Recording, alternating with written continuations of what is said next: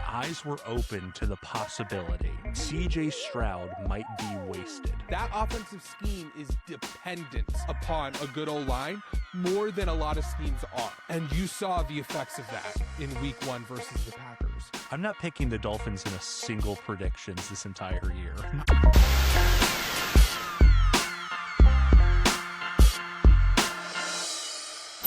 Welcome to Two Down Territory. Week 1 is in the books. At least it will be for you by the time that you see this episode. Monday Night Football is happening right now. So, all of our commentary won't be including that aspect of the week. But still a really exciting week. Jonathan, what stuck out to you the most? I think how it's probably never been more over for me trying the reverse bait and switch picking the Lions to win the Super Bowl. After trashing them the whole off season and then doing the bait and switch pick them to make the Super Bowl, win the Super Bowl, I might have to quickly change that. Yeah. I mean, I've been high on the Packers, as listeners of this show will know. I was high on them pre Micah Parsons trade, even more so now, obviously. So I'm not at all pretending that the Packers, were some lowly team that still put that embarrassment up against the Lions, but that was a tough look for Detroit in a post Ben Johnson and Aaron Glenn world. Yeah, it was. It was tough. Not very good. True. One of the things that I think I noticed, which I feel like every year I do notice this, but it's just like I always forget. Teams, it's incredible just like how sloppy some teams look in week 1. Yeah.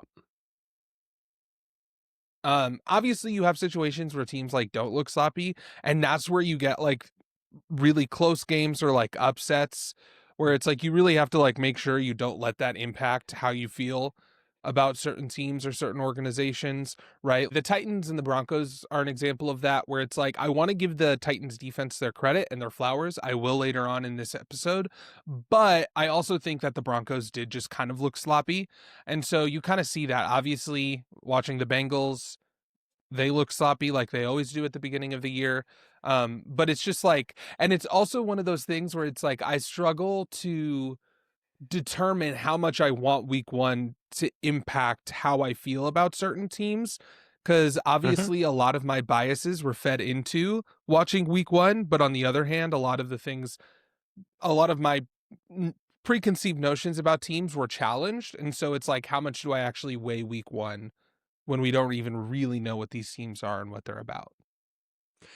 Yeah, I think one of the biggest differences between college football and the NFL is that, and I'm not going to speak in 100% definitive terms, you can interpret a lot more from week 1 of college football, or just, the first game that a team plays, assuming it's against a non-cupcake school, than you can from week 1 of the NFL. And that's mainly because when you're a professional football player, your entire life is about professional football, same as the coaching staff. And that means you have more time at the facility and in practice, literally just legally, as to what you can do in the NCAA, than to be able to correct and fix things. And you're also operating with higher level talents and minds to a certain point in terms of schematics. And so there are major course corrections that teams can make after week 1. At the same time, there are a few teams where, and yes, it is confirmation bias, I watched them this week and I said, yeah, that's pretty much exactly what I'm envisioning this season is going to look like. Yeah, and I think that that's kind of where, when you're watching and you have ideas, you just have to look at like, what are the team strength, like what are your what you think the team strengths and weaknesses are, and then kind of see like, even if it's a bad game as a whole, like did you see kind of signs of life in terms of those strengths, or were those weaknesses like clearly highlighted within this game? Anyway, so we can talk about, so obviously last week we established this point system with our predictions. I feel like both of us did really good in terms of our game predictions. Why don't Yes, you, I I know you will. tallied all the points. Why don't you go over that? So I will reveal the points.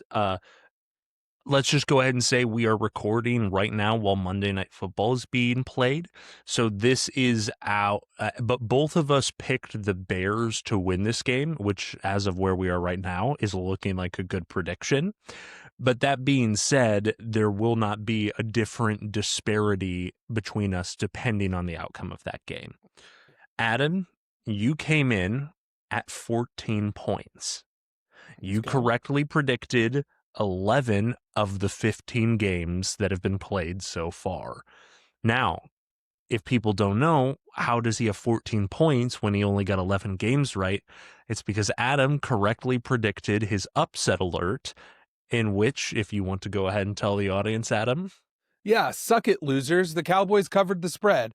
I, there was a bunch of people in our comment sections on a video of me talking about this, saying like, "No, the Eagles are going to smash. Don't listen to these clowns. Blah blah blah blah blah. Smash the over. Blah blah blah blah blah." And I was right. I responded to all of those comments literally immediately after the game was over. I was petty about it. No one responded because there's nothing they can say. I was like, "There's a reason why I have 400 TikTok followers and you don't." So. I'm just saying. They covered the um, spread. I nailed it. you did. You did. You called that one. On the flip side, I am coming in with having predicted correctly 12 of the 15 games, and yet I only have 11 points. That is because I picked the Titans to cover the 7.5 point spread against the Broncos, and the Broncos beat them by 8. The game went exactly how I envisioned it playing out in my mind. It's just that Cam Ward got sacked one too many times, pushing them out of field goal range on Literally, one specific drive that would have easily covered, and I would have looked like a genius. yeah, that one possession. I was after a turnover. Cam Ward got sacked out of field goal range, and the whole time I was thinking, yes. It was Cam awesome. Ward got sacked 2 times, putting them in 4th and Yeah. 35.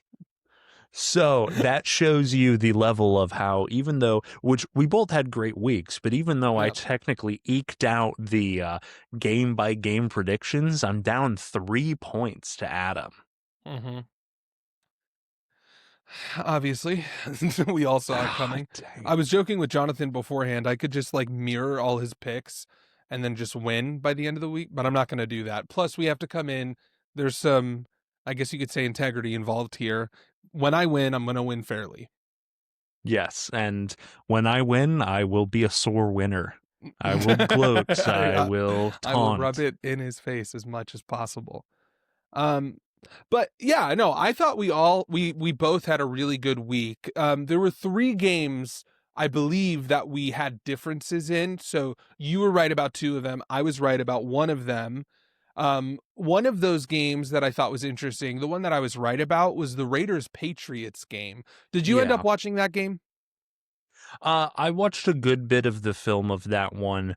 What was interesting to me was, and looking back on it now, it does make me a little nervous for my Patriots to sneak into the wild card 7 seed, 9-8, that take.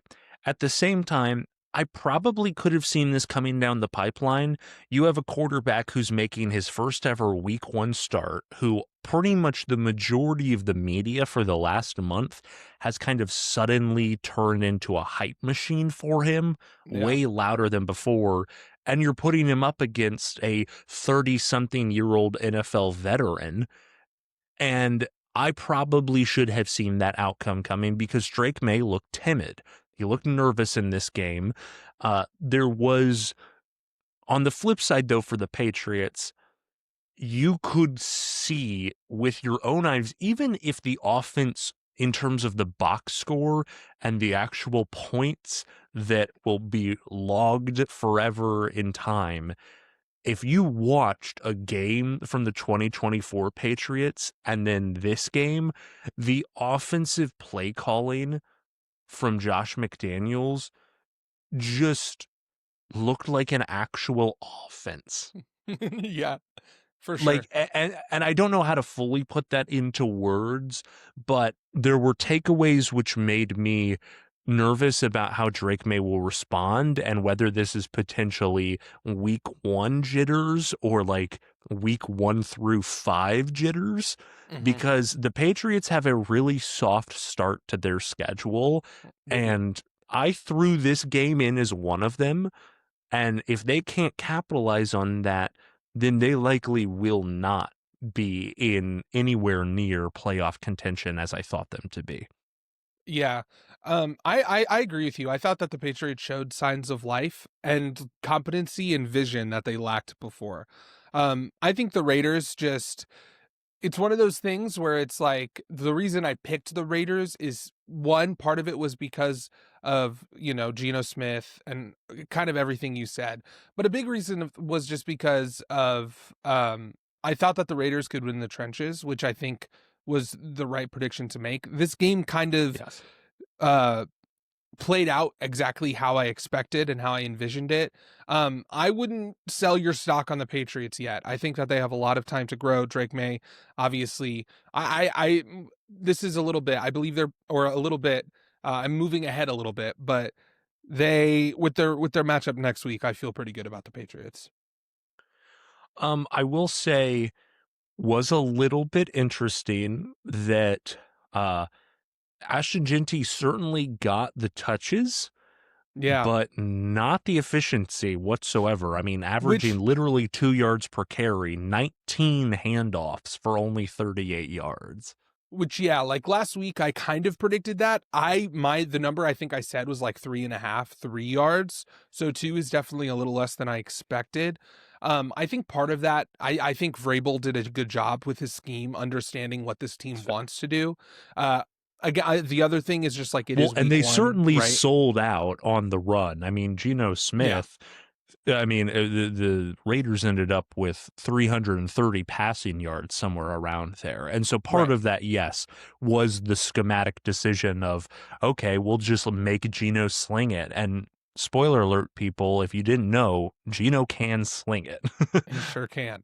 Um so yeah, I thought that I'm not selling my Ashton Genty stock. I think that me investing in him as a player is a long-term move.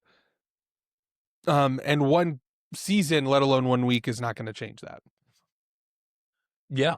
Um, In terms of a way to talk even more about NFL Week 1, I know that both of us picked the three things that surprised us the most, shocked us the most, kind of had some emotional impact on us that perhaps we weren't expecting. If you want to go ahead and give me your first one, we'll just go back and forth. Yeah, sounds good.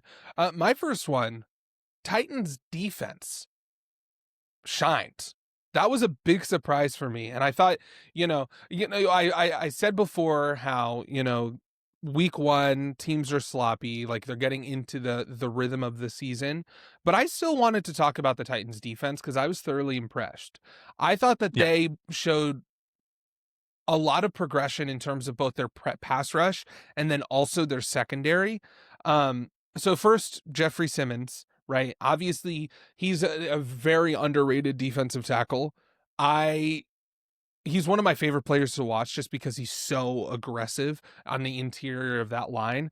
His pass rush yeah, grade, according to PFF last week, was an 83.6, which is really, really good against a really, really good offensive line. And, yeah, the Titans as a whole were just able to pressure Bo Nix in a really impressive way and make him feel uncomfortable.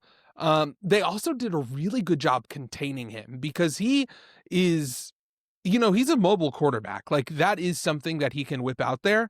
And they did a great job containing him, making him stay within the pocket. Or even if he did scramble, holding him to short yardage. I thought that their defense was incredible. The other thing too, and this is one of those things where it's like, I wish I would have seen this coming. I think that I just kind of glossed over the Titans as a whole because they were had the number one overall pick last year. But when you look at the pieces within their secondary, it actually is really impressive, right? Obviously, they have Hooker, but then other pieces include Xavier Woods, Roger McCreary, L'Jarius Sneed, and those three guys all posted a coverage grade of over 80. I thought that they all stood out. Obviously, one of the issues with the Broncos roster is their weaponry, but Cortland Sutton is nothing to sneeze at, and they all did very well against Cortland Sutton. And then the big story of the game, obviously, is all those turnovers, right? It's incredible that the Broncos were able to win by 8. I think it just shows how amazing that Broncos defense is. 2 interceptions, 2 forced fumbles that they recovered. I just want to shout out the defense. They surprised me by the Titans defense. They surprised me. If the wide receivers have better hands, Jonathan probably would have been right. Yes, I potentially would have been more than right. Yeah, you might have been verging more on a right Titans win. Yeah, it was crazy. Which, by the way, we can talk about this a little bit. I am so happy with my Cam Ward investment. Cam Ward looked incredible. I know the box score doesn't show it.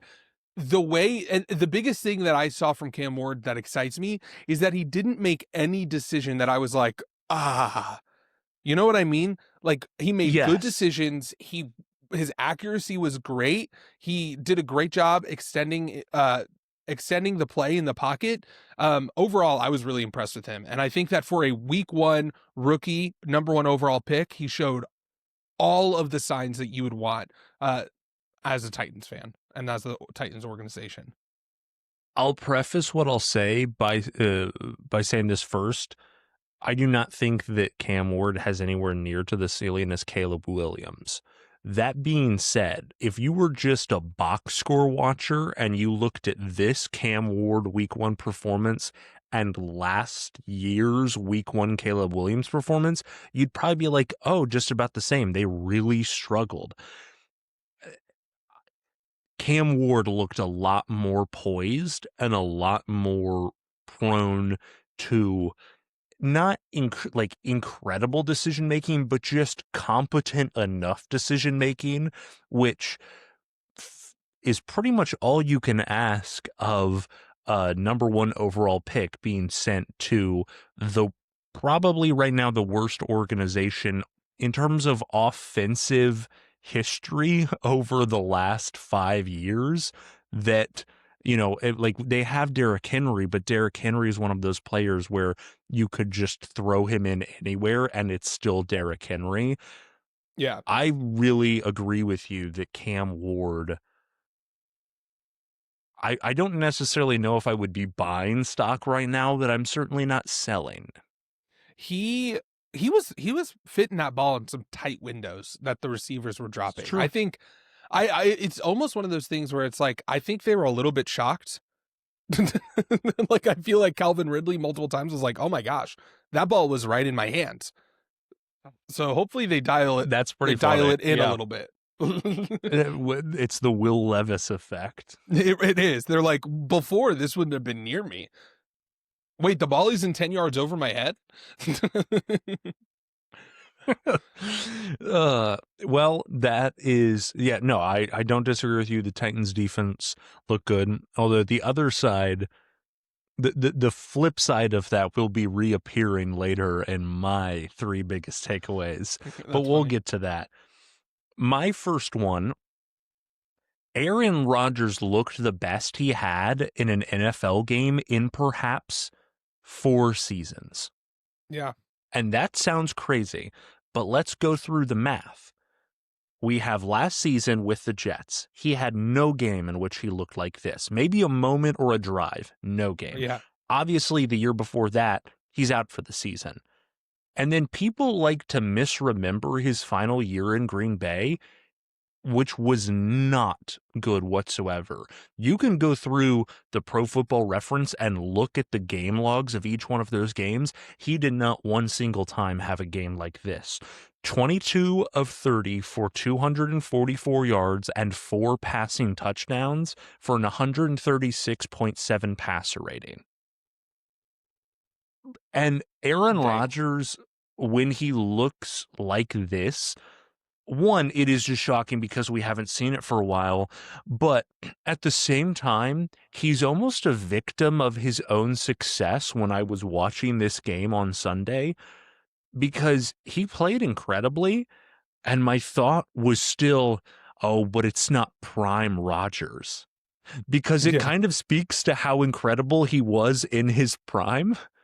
And so if you just remove your preconceived notions of who Aaron Rodgers was as a quarterback and looked at this as just a man in a jersey throwing a football, it would be right up there in the same discussion as what Justin Herbert did against the Chiefs on Friday night, Yeah. or how Josh Allen played on Sunday Night Football. Um, I would be hard pressed to say that this was not probably tied with Justin Herbert for the best quarterback performance in week 1, which I will go ahead and eat Well, crow. I let's not disrespect Danny Dimes on this Oh my podcast. goodness. You Let's are calm you are so down a right. little bit. At the same time, I will instantly push back on that, even though it is hilarious, because that just is how bad the Dolphins secondary Yeah, is. no, I'm with you there. No, no, no, no, I'm I just know, but kidding. you are I'm right. joking a little bit, but also let's just give credit. Like he did cook. Yes. And then in just terms of broader discussion about this game, this has probably been said a million other places. If you had told me that the second high, and it was up until Sunday Night Football, the highest scoring total game of the week, and then of Yeah. course, an all-time classic was played on Sunday Night Football. If you had told me this would be one of the highest scoring games of the weekend, I would have thought you were crazy. Well, what's insane about it too is that like you have two defensive minded head coaches. Like who would have thought that Aaron Glenn's first game as a head coach, his team would score 32 points and also give up 34. Yeah, I mean, Not if you me. told me that the Jets were going to score 32 points in this game, I would have laughed if you would have said that they would lose.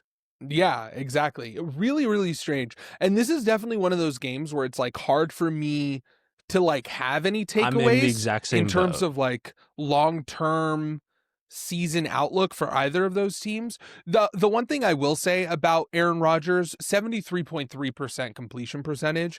I think that is really where he's gonna shine this year within the NFL. And this is why in our discussions with Aaron Rodgers, I feel I've been a little bit more reserved about outwardly saying that he's not going to be good. Like I don't think anyone was ever said that he's going to be bad. I think like you're right, we do need to temper our expectations compared to like what Aaron Rodgers has been in the past. I think that this is exactly, obviously 4 passing touchdowns, 244 yards. He's probably not going to, maybe he will, but that's probably not going to be as consistent of a stat line for him. I think that if he can stay above 70% completion percentage, I think that he has a level of competence and understanding, obviously, with the experience that he has within the NFL, that he can stay above that number. And that's kind of why I view the Steelers still as a 9-8, 10-7 team. And that's kind of the big takeaway that I have from this game, which is that beforehand, I was unsure if they could keep that record going. Now I feel pretty good about it. I will take this one step further in terms of the logical end of what you were saying, which I don't agree or think this will happen. If Aaron Rodgers is a 70% completion this season, the Steelers will be playing in the AFC Championship game. Like I don't think that this play from Aaron Rodgers is actually that sustainable. If Aaron Rodgers plays like this, or even approximately about like this for a season, because I'm just baking in that the Steelers defense will improve. That's just their culture. That's Mike Tomlin. I'm gonna give that Yeah. to him. I think that, I mean, maybe that's a bold take. You never know with the playoffs, but I would say that this is a team that's competing for the AFC North if this is how well Aaron Rodgers is going to play this season. Yeah, I don't know. I just think that like I could just see games where he has a high completion percentage, but just like doesn't have as many touchdowns or passing yards. That's fair. Yeah, Like I get what you mean. I don't this isn't about like I don't think that they have the weaponry necessarily to compete with some I other guess. teams. It's more about just like if we can see sustained competence from the Steelers that we haven't seen in a while, like that will because like Yeah. I mean I don't know. Let me look it up. Keep talking. Um, I would say that with the Pittsburgh Steelers, there will be a regression to the means for both side of the ball. That means that the offense will come down to earth and that defense will bounce back. And my opinion on them then will remain relatively unchanged, which will be, well, I mean, it might change slightly. Let me just say, I am now more likely just because of the statistical, even though I picked them to win this game, the way that that offense looked, I'm feeling less confident in my prediction that this will be Tomlin's first losing season. At the same time, I'm still not ready to just wipe that off the table all of a sudden because I don't know if this model of winning is at all sustainable. Yeah, I think like for me it's just like even if Russell Wilson, sorry. Even if Aaron Rodgers, like, okay, maybe 70% is a pretty high bar, because it is. But like, even if it regresses down to like 65%, 66%, that's still gonna be enough with some progression you would assume from that defense that you would probably expect.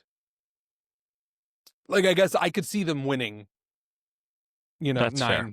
9, 10 games. That's fair. Well, what is your second takeaway from week one? My second takeaway, which this is something that I've talked about a lot. And I talked about how important it is for this team and looked optimistically on it, and it looked really bad in week one. It's the Lions' offensive line. If you have listened to the show, you know how I have talked about how the Lions' O line, A, has changed a lot. In fact, they moved their guard to center, and they have two new young guards in playing for that team. But the Hmm. big takeaway from that change was that the Lions' offense is doomed without a good offensive line.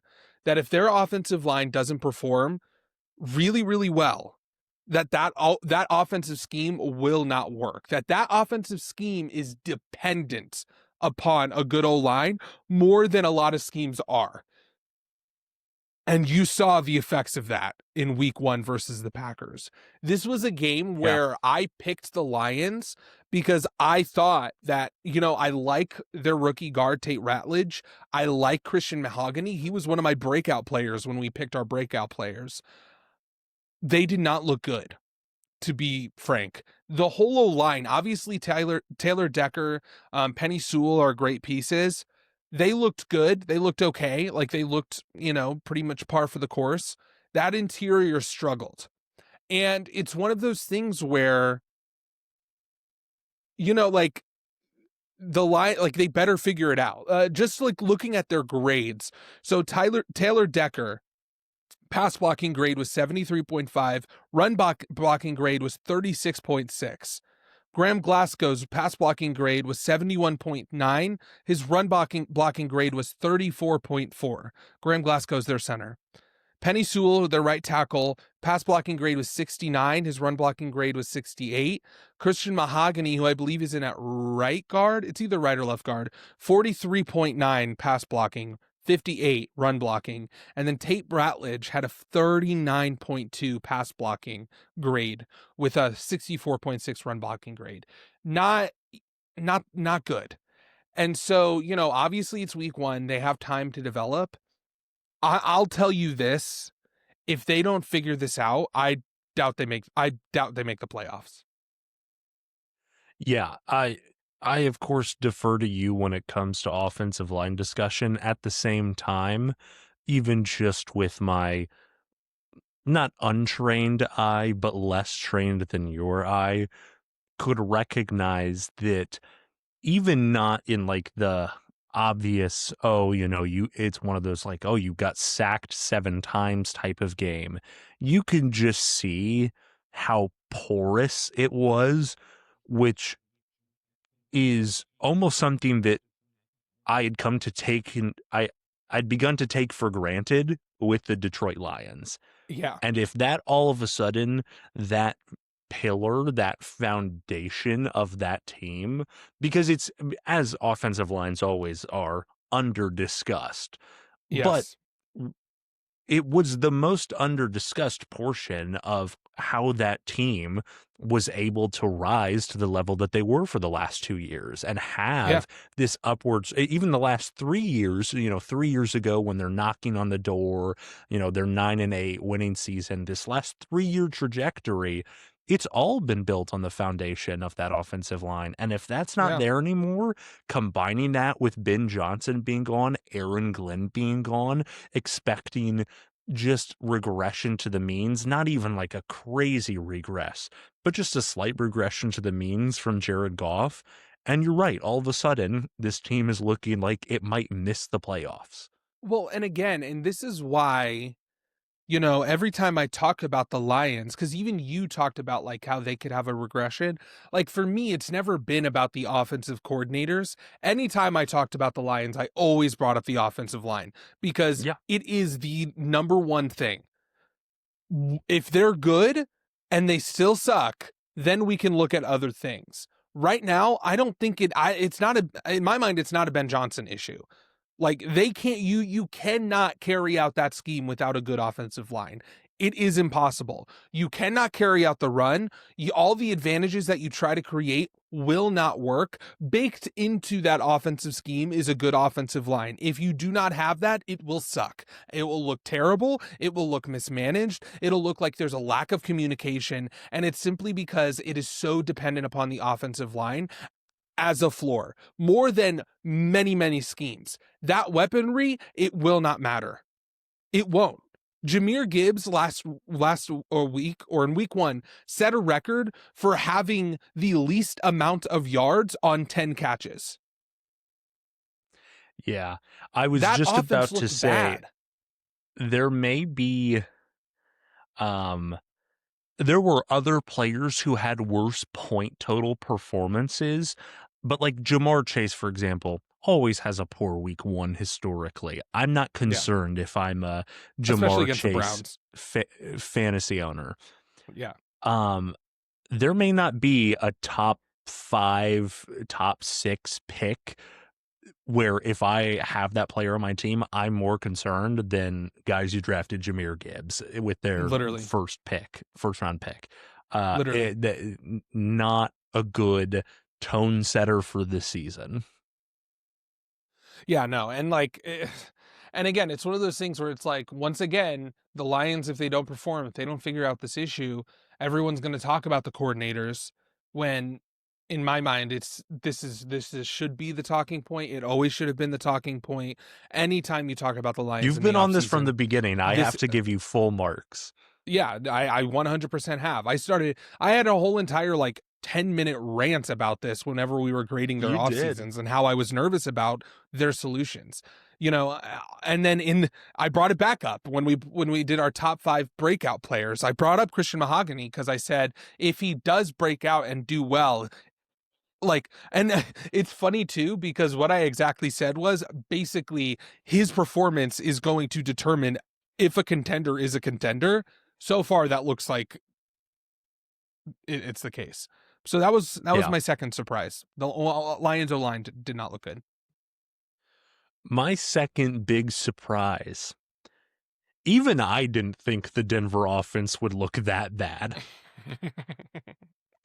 Even for all of my what you were calling slanderous and libelous discussion about Denver's offense, even I, in my wildest fantasies, couldn't have predicted how bad that would look. And I get your immediate response, which is entirely fair, is going to be what your first big surprise was, which is how good that Titans defense looked. And I will Yeah, grant a good portion of that to you.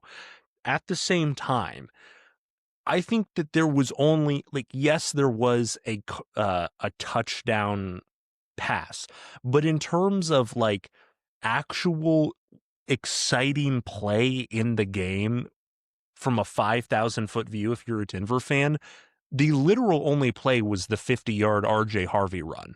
That was yeah. it. I mean, Bo Nix, 3 turnovers, 2 interceptions, and a fumble. It's the first time he's lost a fumble in his NFL career. Didn't lose one at all last season. Mhm.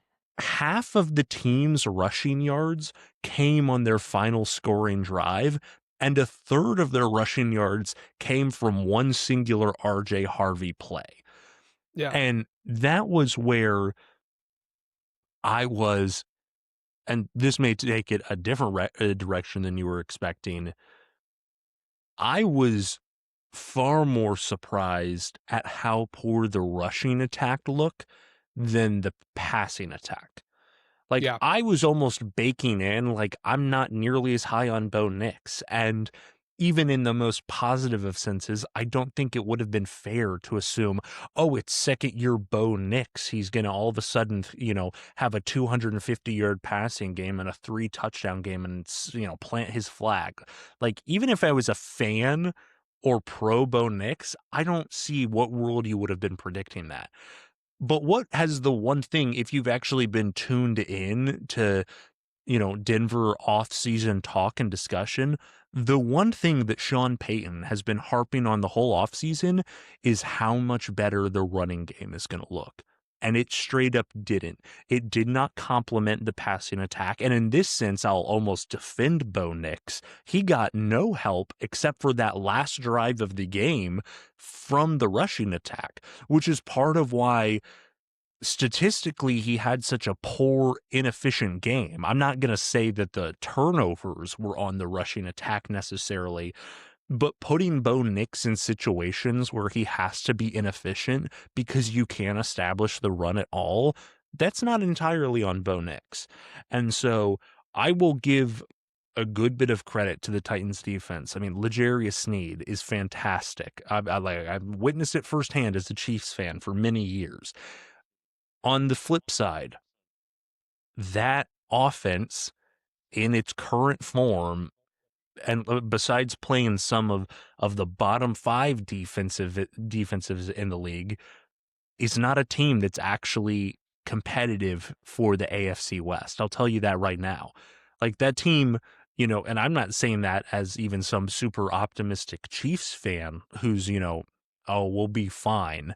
Like, good luck doing that again, trying to win a game playing like that against the Chargers, much less we'll see how the Chiefs bounce back.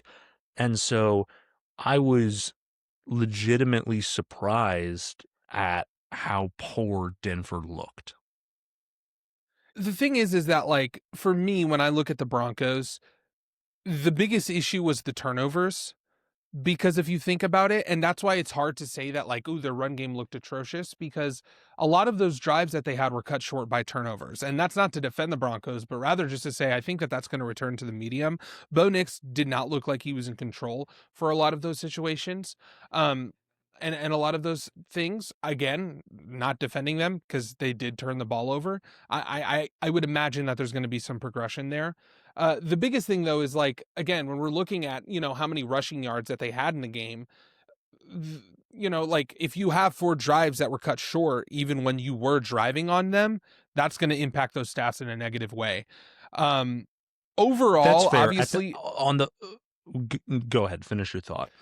I was just going to say, like, overall, I thought that Denver's offense just simply looked sloppy. I thought that there was a lack of communication, and those are all things that I expect to just get better. Like, I trust Sean Payton enough to be able to get his offense right. That's fair. I will say on the flip side, and there is perhaps no more X factor statistic at any level of football, high school, college, NFL, than turnovers. At the same time, Denver also had the benefit of Tennessee getting penalized 13 times for 130 penalty yards. True. And so, which is also when you're dealing with something in that quantity, a considerable X factor. I'm not, you know, even though it's a confirmation bias for me, I'm not definitively saying as compared to, uh, perhaps or not perhaps the Dolphins, in which I've pretty much immediately have confirmed in my mind that that secondary is the worst in the league and Mike Yeah. McDaniels will be the first head coach fired this season. It's not anywhere near that level of confirmation, but it was a legitimate concern for, and I did want to mention this, a fan base where the Athletic does a poll every single season, a pretty large poll, and it's a poll of a fan base, whether they are optimistic or pessimistic, and basically a binary option. And the Denver Broncos were the only fan base that had a 95% or higher optimism rate. And I wonder if you took that poll right now, where that number would land, even after a win. Yeah, I don't know. Again, and the other thing too that's impressive to me that we need to talk about with this game is the fact that the Titans, yeah, they were the worst team in the league last year. Okay, right. Like they should be dominant. The Broncos should be dominating. I am not the type of person to like. I think teams generally within the NFL are a lot closer in skill level than we think. It's still an Yeah, NFL team. I remember there was a year when the unless you're the Texans were the Saints. worst. Yeah, exactly. No, but there was a year when the Texans were one of the worst teams in the league, and the Chiefs had to beat them in overtime in order to get over that game, right? Like weird things happen. And so Yeah. basically what I'm saying with that is one thing that we have to remember is that the Titans didn't score a touchdown when they had four turnovers where they were in plus territory and they still weren't able to score a touchdown. Without that turnovers, the Titans would not have scored a point. That's fair. They probably would have I scored more entirely get and it that. would have been a blowout. This entire game, the reason why the Titans kept it close is because of the turnovers. I'm giving the Titans their flowers. This has not changed my mind about the Broncos even a little bit. I still think that they're going to be competing for the AFC West by the end of the year. Okay. I respect it. Go ahead and give me your Because third and final and I'll just takeaway. say this, Oh, even against the worst offense within the league, for a defense to be able to stop a team to zero touchdowns with that field position is ridiculous. It is yeah, you're not wrong. absolutely wild. That is shocking. I cannot understate how the likelihood of that happening. It is incredibly rare. But let's get to my third surprise. My third surprise actually was related to one of the first games in the slate. The Chargers' ability to maximize Justin Herbert was a little bit shocking to me. Because one of the things that me and Jonathan specifically has talked about this, but I've agreed with him, is like the idea of like one of the issues that we have stated with the Chargers is a conceptual one where it's like kind of outside of the roster itself and more about just like It's we know. intangible. Yes, like we know Jim Harbaugh's scheme.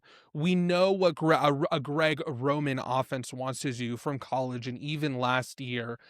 And there's a question mark related to whether or not an offense like that can maximize a talent like Justin Herbert. Because I think both of us would agree that he needs to be maximized in order for the Chargers to really have an impactful season and kind of, I guess, reach their ceiling. And so Yes. I think that this game they answered that question. I think one of the reasons why the Chargers got off to such a hot start is because the Chiefs expected them to try to establish and dominate in the run early, and the Chargers didn't do that. They clearly went towards the passing game, and they showed that they have the skills and the abilities to do that. Justin Herbert had 318 passing yards, 3 touchdowns, and a 73% completion percentage. This is the best game that this is the best he's looked since Jim Harbaugh has been the head coach of the Chargers. I thought he looked empowered, and just it was interesting to see that Greg Roman employed this philosophy of maximizing Justin Herbert. And, you know, to be honest with you, a lot of the things that I've said negatively about the Chargers, baked into that is this idea that they just like philosophically don't want to empower Justin Herbert. So this is kind of questioning that now. And now I don't know. I'm a little bit lost in terms of how I view the Chargers. Well, so obviously I was very high on the Chargers coming into this season. I thought, and I hate that, we're a small little podcast. And so I hate that there are big people out there who, for the last 4 seasons straight, have been predicting this is finally the Chargers' year. And then if this actually is the Chargers' year, they'll get to plant their flag down and be like, okay, but it's meaningless because you've been saying this, Yeah. like a broken clock is right twice a day. You know what I mean? Yeah. And so I actually, should be allowed to take a little more credit for saying, no, this is actually the first season that I think they are a legitimate contender in the AFC West. At the same time, for the first half of this game, I thought that the Herbert play was a gimmick. Don't worry, I will give flowers. Because I thought it was very smart. It was a very smart gimmick by Greg Roman and Jim Harbaugh, whoever, and whatever piece everyone had in cooking up that scheme, where the Chiefs were playing very soft coverage and loading the box with their elite linebacker core. Maybe not elite in one individual, but as a unit, that linebacking unit might be one of the best in the NFL. I truly think that, between Nick Bolton and Leo Chanel and just all of those guys. And then the Chargers started throwing, and they kept on throwing, and they didn't stop throwing. And then I got to the second half, and I thought in halftime, okay, there's going to be adjustments made. And there Mm-hmm. were some adjustments made, and more that I would have wanted. And then the Chargers just kept on doing it, and it kept on working. And even more so than I expected, I had the exact same takeaway as you. And even though I was anticipating it even more than you were, even I was still taken aback by, wow, this is the most that Justin Herbert seems to be maximized and put in a position to display his talent since like his sophomore season. Yeah, because like for me, like when I look at what happened, I think what the Chiefs did is exactly what I expected them to do. Because then they started in the second half trying to dial up some pressure, and so that's a classic Lou Anarumo move, right? They're beating us with the pass. Let's dial up some pressure and make their quarterback hesitate. That's a And it did work a I, little I bit said Lou more in the second Anarumo. half. I meant Spagnola. Spagnola. Yeah. That's what he does, right? He says we're going to then play a tight man coverage, and we're going to send pressure at the quarterback. Another thing that I can point out, by the way, Joe Alt is a dog. That offensive line performed exceptionally Control Alt well. Delete, baby. Exactly, dude. Without Rashawn Slater, I was wildly impressed with the offensive line's performance. But I digress. The point is, though, is that so Spagnola, that was the adjustment he made. It's the adjustment that I expect him to make, right? He's going to start dialing up pressure in order to attack Justin Herbert. That makes sense 90% of the time. That's an effective strategy that works. And I would have been as confident to say Greg Roman would go with, we have the lead now, let's sustain this lead and run the ball. They didn't do that. And that's They what I didn't. think, like, to your point, like, I think that's exactly what the surprise element of this was, where it's like they clearly made the choice, like, we're going to win or lose this game by Justin Herbert's arm. That is a decision that I never expected them to make, because I can't remember a time when Jim Harbaugh ever did. And so that's And what me I'll say saying, is, that's me tipping my cap off to Jim Harbaugh, tipping my cap off to Greg Roman. And this is me soft launching. Maybe I like, again, like built into my, I guess you could say, hate or hesitancy with the Chargers is this idea that their best player is not going to get maximized because their head coach doesn't run that scheme. Now that's in question. And if that's in mhm. question, Justin Herbert, you know, I'm way higher. I've been a way higher on Justin Herbert than you have. I think he's a franchise quarterback, and I think that this changes a lot of things for the Chargers. Potentially, we'll see. We'll see if it was just like a week one adjustment against the Chiefs or if it continues. That's what was wild, is that in just one game, you could feel the difference psychologically, where Yes. I'm sitting on the couch watching the game with my dad, and the Chiefs have the chance at the end of the game. It's a third and like 15. Yeah. Yeah, third and 15. And we have a chance to get the ball back. And the broadcast asks the question, do the Chargers run the ball, and or do they pass the ball and try and get the first down and clinch it? And it wasn't even a question that my dad and I had. It was, oh, of course they're going to throw the ball. Now, the Yeah. ironic thing is that they went to throw the ball, and then Justin Herbert maneuvered around and ended up scrambling for 15. But regardless of whether, like, they didn't actually throw a pass, just the thought process of not even questioning a Greg Roman offense, just knowing that they're of course going to pass the ball, that would have been inconceivable, you know, a second before kickoff. And in the Yeah. process of a 60-minute football game, all of a sudden, I mean, 60 minutes on, of game time, Yeah. all of a sudden, the perspective is completely changed. And now it seems like there is a much higher ceiling on the Chargers than even Yeah. I predicted. Yeah, and again, it's one of those things where it's like I've always, the reason I'm lower on the Chargers is simply because, like, well, there were multiple reasons. One of the biggest one was, which is what we talked about, which is like when your best player isn't maximized by the scheme your head coach deploys, that's not a recipe for success. That all changed in 1 week. If that continues, yeah, then the Chargers are a real threat within the AFC West. And this doesn't take away from, how I feel about the Broncos. It just makes me think, holy crap, that's a crazy strong division. Like, oh my gosh, Yeah. that division is crazy. Um, the other thing I will say, just kind of touching on that game, and we'll talk about this a little bit later when we do our weekly predictions, but man, dude, the Chiefs defense looked so sad. And I feel like sad Uh, is the best way to describe it, because it wasn't even like they just looked like, yeah, sad. They were just like down. Their I vibes were not good. The linebacking core was as good as ever. The pass rush was not. No. Part of that, um, the real make or break of that defense, though, at the end of the day, will be the secondary and Jaden Yes. Hicks. Yep. Jaden Hicks really let me down, but I know he has the talent. If he can Yeah. figure it out, that defense is not going to suddenly turn into top five. It will stabilize and be good enough for Patrick Mahomes to, go to the AFC Championship and try to win his fourth Super Bowl.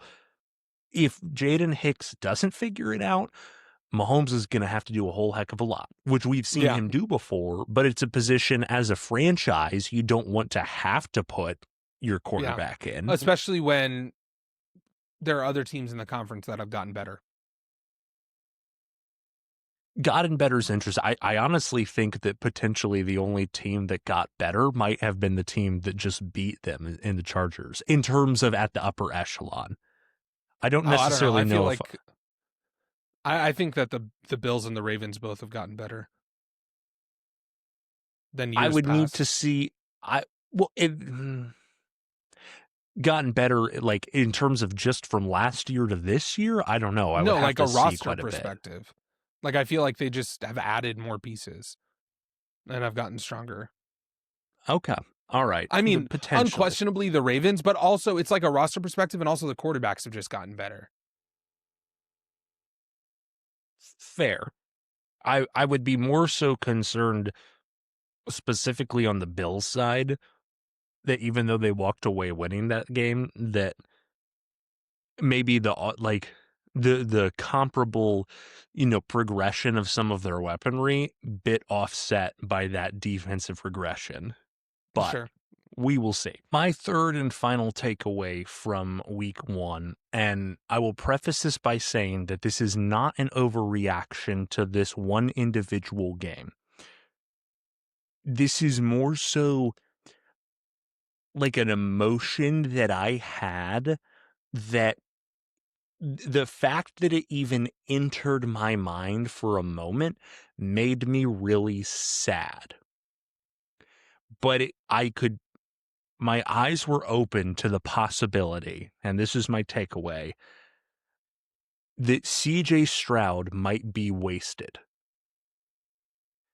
Like CJ Stroud, his career, like his existence as a quarterback might not ever amount to anything tangible beyond some nostalgia for Texans fans in 30 years. And that Yeah. was really sad to think about. Just in this individual game, pressured on 41% of his dropbacks, the offensive line had multiple holdings, multiple false starts, multiple illegal shifts. And I'm not removing blame where blame is due on CJ Stroud for not playing as well as he could have. Nico Collins only gets 3 catches for 25 yards. But my eyes were open to the idea that, oh, this may never work out. Once again, um I feel like, oh my gosh, I'm gonna get schooled for this. Who's the guy who was like, the British are coming, the British are coming? Paul Revere, I My mom's gonna kill me that I couldn't remember that. But I feel like Paul Revere, with all of these offensive line related takes, like I mean, I said it. I said that the Texans are going to be wildly disappointing and that CJ Stroud, they are not going to, like, I said very specifically in the offseason, I gave them a F minus or whatever, like the lowest grade that I could. I think I actually gave them a D because I said they are wasting away CJ Stroud. And week one, it couldn't have been more true. Their offensive line looked terrible, and CJ Stroud was not able to do anything about it. They did not score a touchdown. 3 field goals. It was Their 14 to defense 9. looked The defense great. looked fantastic. Their defense looked great, right? Again, holding a Sean McVay, Matthew Stafford offense to 14 points, incredible. You can't, like, that should be enough for them to win the game. And the offensive line let them down. And shame on the Texans because they did nothing about it in the offseason. They traded away their best offensive linemen and they picked up 2 guys who suck. Like, I'm asking if the general manager looked at the PFF profile, because clearly they did a better job than whoever's in your scouting department. They were terrible. And so, yeah, I mean, it's one of those things where it's like, I get that that's your takeaway and your surprise. I'm not shocked at all. It's exactly what I expected. It's one of those things where why would the offensive line have gotten any better? Like you just said, why would it have? They did nothing to actually improve it. In fact, they did the, I mean, they traded away the only good piece that they had. I mean, They did the opposite of something to improve it. They actively took steps to make it worse. I just don't. And it's one of those things where you put your quarterback just in a legacy standpoint of now looking back on him and being like, wow, CJ Stroud after the rookie season wasn't able to build on it. I was like, I get that the defense is fantastic, but with an all like there are not when a defense is this good, there is not an excuse for a quarterback if he doesn't have good weapons. The problem is that people don't understand that there is an excuse if the offensive line is this bad. And that's why when Yeah. you have the discussion about landing places and good foundations for quarterbacks and why some succeed and some don't, once again, as a topic of discussion from this takeaways, the offensive line is criminally underrated as a factor there, where people are going to look back on these 100%. Texans in 10 years from now and be like, oh, look at all the weaponry that CJ Stroud, Tank Dell, Nico Collins. I mean, and the defense was incredible. Why, CJ Stroud just must have not been able to pull through. Not much you can do when you're getting pressured 40 to 50% of the time on all of your dropbacks. There's not much. Yeah. Yeah. And again, this might be controversial, but I think anyone who actually understands how football works will agree with me when I say that if you're a quarterback and you're a franchise quarterback and you're making a list of priorities that the front office should prioritize in the offseason and in terms of building around that player, the number one thing is the offensive line, the number two thing is the defense, and the number three thing is the weaponry. Because a franchise quarterback is going to be able to maximize the weaponry, especially if you have a good scheme. And we see that historically, right? We can see that, as soon as the Chiefs, right? Like they're a perfect example of that. They lose Tyreek Hill and somehow they get better, not worse. Why? Because their offensive line was great, because their defense was great. We can see that with the Eagles.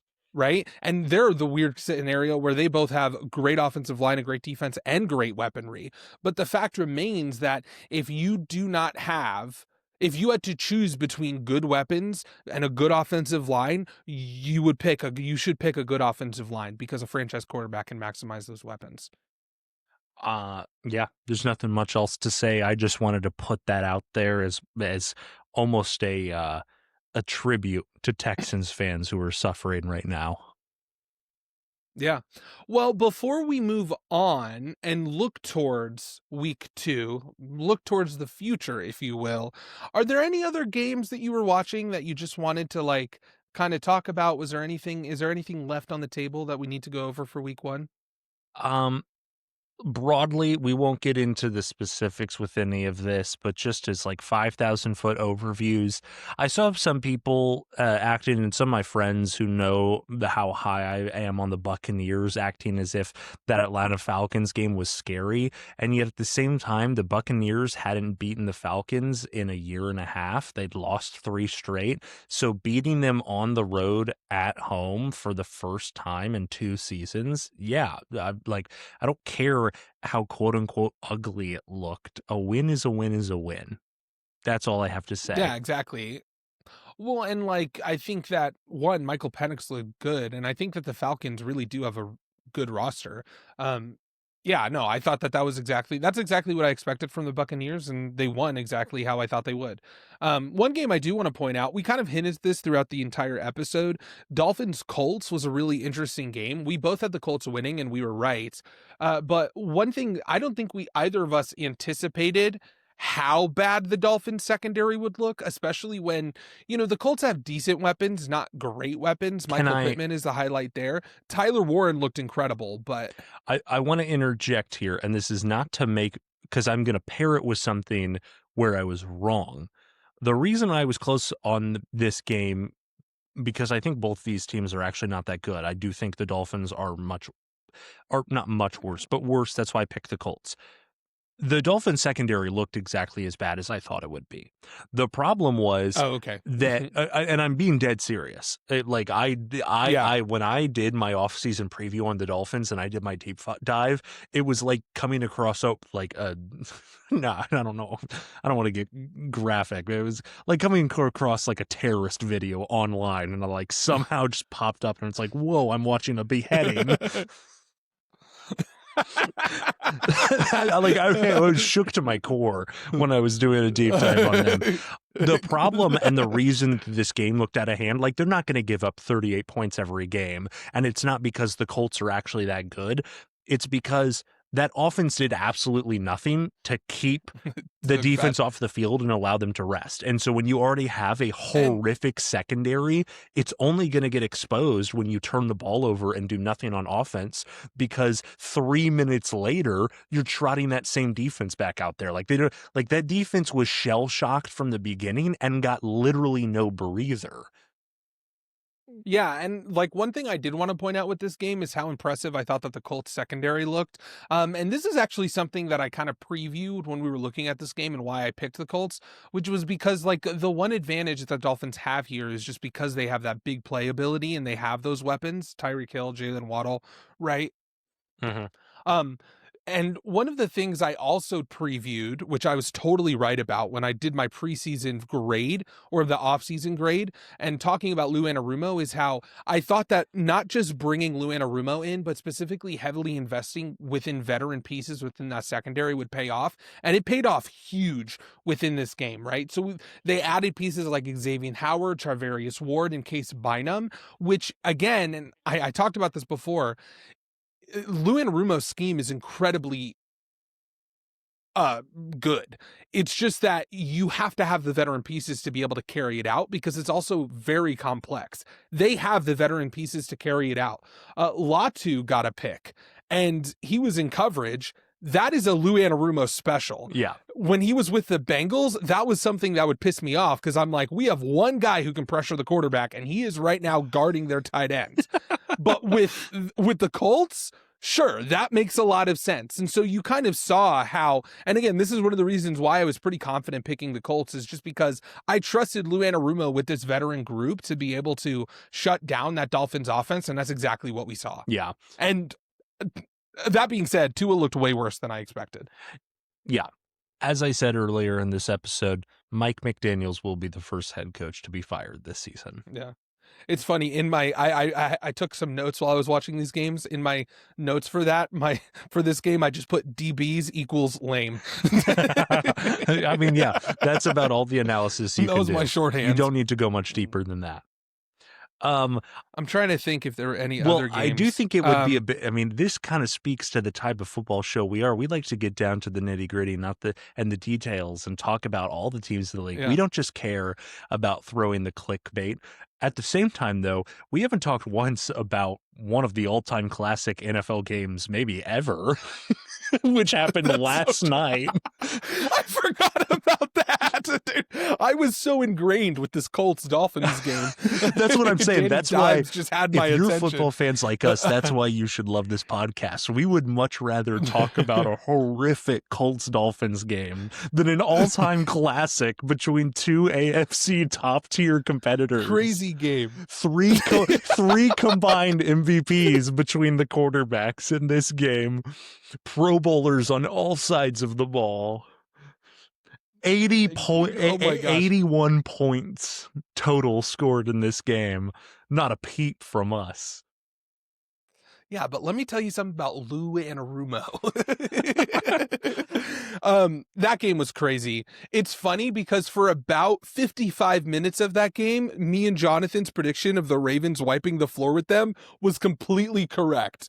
And then Derrick Henry, after having an incredible performance, fumbled the ball. And it was like, oh, here we go. It was an excellent hate watch for me as a Bengals fan. Terrible hate watch for Jonathan as a Bills fan. But either way, it was a great game.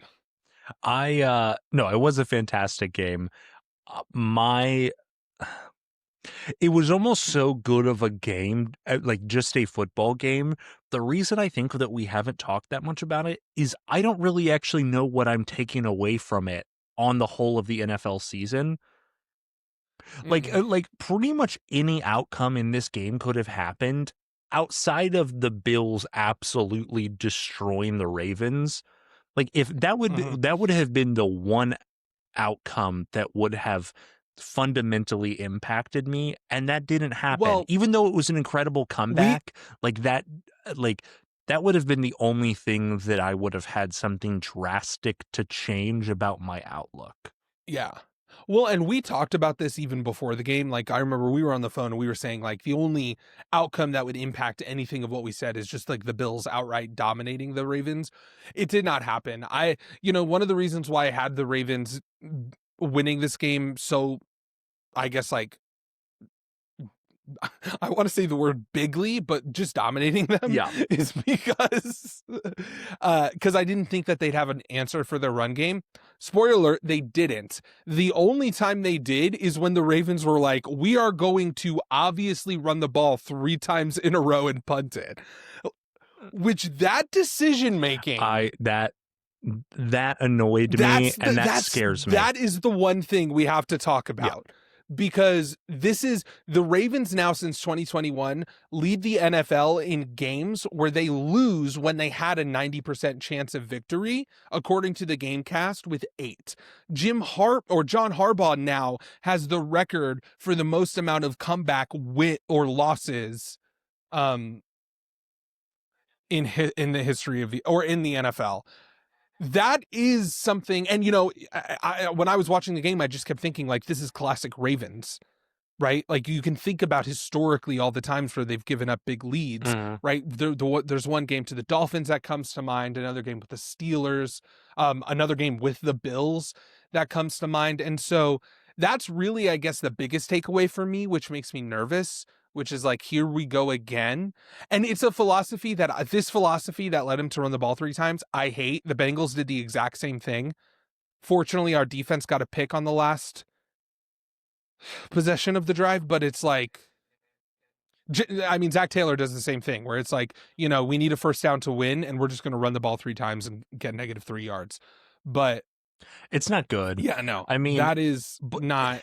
but the reason I still say is it fundamentally doesn't change anything is like the Ravens are probably still going to win 13, 14 games this Yeah. season.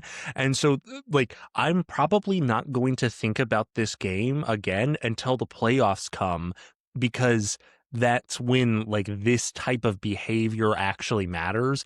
Like the Ravens will be fine in the regular season. I still Yeah. have no concerns about picking them to win the AFC North. It's just these big spot games where that type of decision making creeps in and it's not good.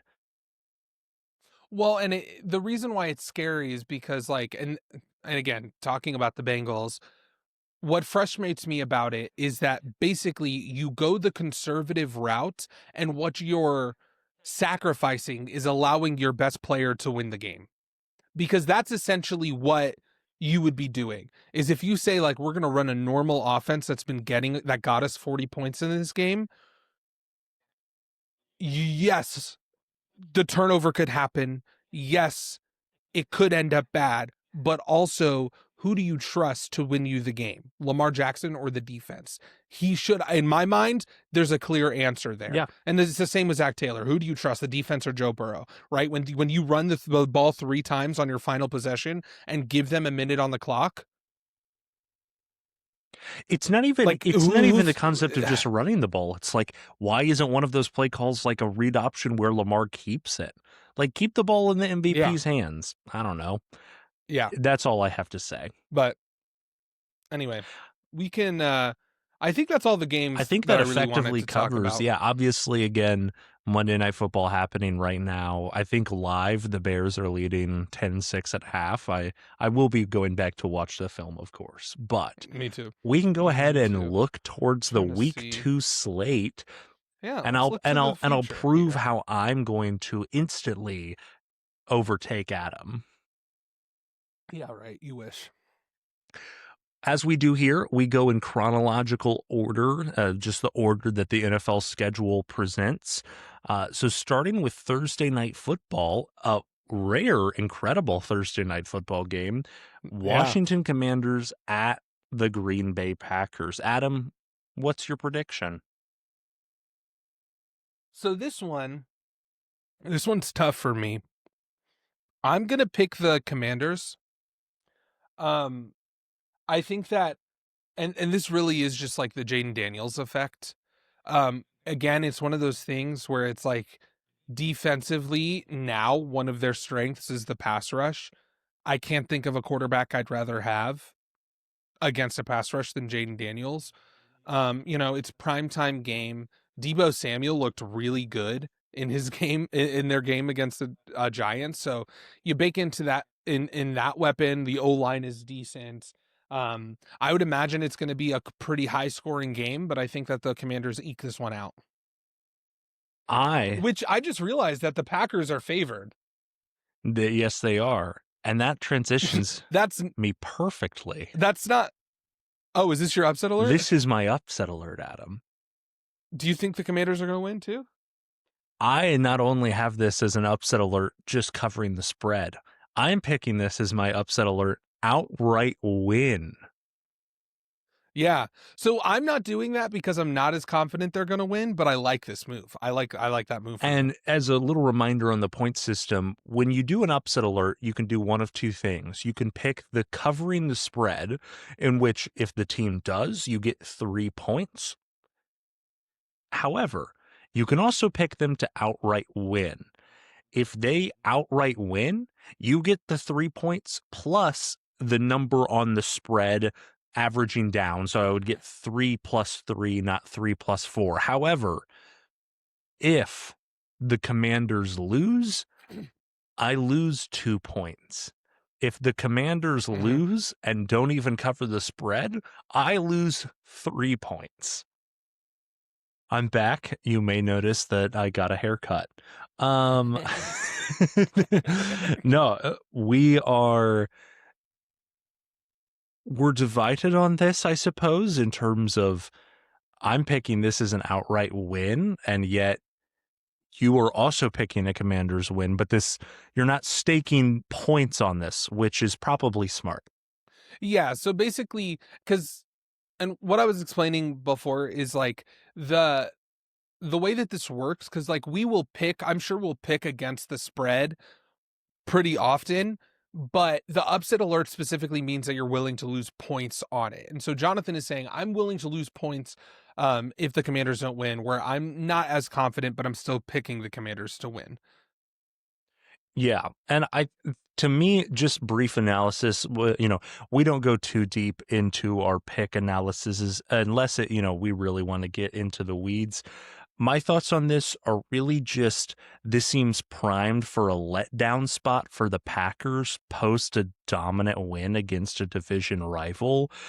And I am a believer more than some in the letdown spot and the look ahead spot.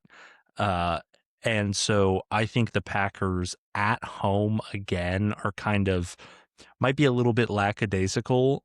And so I also think that the trenches and the overall game, even though it was a blowout, were more physical for the Packers than it was for the Commanders against the Giants when you're dealing with a 3-day rest only instead of a full week of rest and preparation. I think that gives an edge to the Commanders. Yeah, insightful analysis. I couldn't agree more. Next game is the Rams and the Titans. I have the Rams. I have the Rams as well. Cool. We can move on. Patriots Dolphins. Where are you going with the Patriots Dolphins? I don't think that, even though I know that they will win a game at some point this season, I'll go ahead and say this now and I'll hold myself to it. I don't care. I'm not picking the Dolphins in a single predictions this entire year. I The might Patriots not either. will I'm picking win. the Patriots too. I'm picking the Patriots too. It's again, it is weirdly one of those things where it's like, okay, they have Gonzalez, who I think will be in well, actually, is he going to be playing in week 2? I think he is. I don't care. I'll go and say it right now. I don't care. Yeah, no, I think that I think Drake May if there is ever a time for Drake May to have a comeback win, it's now. If Drake, that being said, I will say it does worry me a little bit. Like the Patriots offensive line got better. I'm not exactly confident in that group. And the Dolphins, if there's one advantage they have, it is that D line. So that's a little bit scary. Give me the Patriots. Give me the Patriots and Although, whatever the like, points are. yeah, like if, but I'm just gonna say, so I cover my butt a little bit. If they win, it's gonna be because they're gonna get a lot of pressure on Drake May. Next Okay. game, Jaguars Bengals. Where are you going with this one? Um, I put a lot of thought into this and I'm still not entirely decided. Give me your analysis. Yeah, actually, for me, I'm picking the Bengals here. It's a home game, and also I think that this matchup is like way better for the Bengals than the Browns game. Not just because it's like a divisional opponent, but also because the way you beat the Bengals is in the trenches, and the Jaguars are just not like built like that as a team. Obviously, Liam Cohen, I think, is a great head coach. I still think that our defense is going to be able to stop them enough, and I would expect our offense to kind of show more signs of life this week. So I'm I, picking the Bengals pretty handily here.